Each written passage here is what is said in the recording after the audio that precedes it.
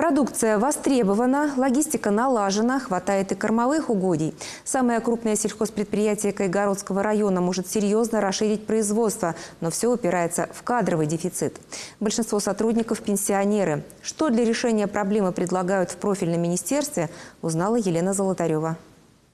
В трудовой книжке зоотехника Тамары Кокшаровой только одна запись. На родину она вернулась после учебы 42 года назад. Пенсионерка давно мечтает о заслуженном отдыхе, но решимости бросить буренок не хватает.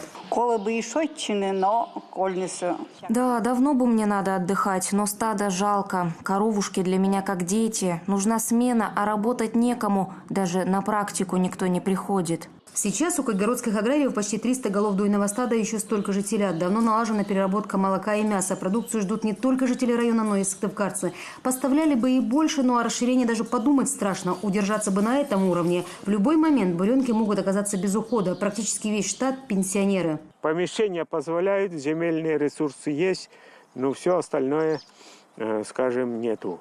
Работать некому. Да, особенно высококвалифицированные, значит, должности, как ветеринары, зоотехники, семенаторы. Кайгородское хозяйство не исключение. Подобная картина в большинстве агропредприятий республики. И решать проблему, по всей видимости, нужно глобально. Условия труда должны стать более современными.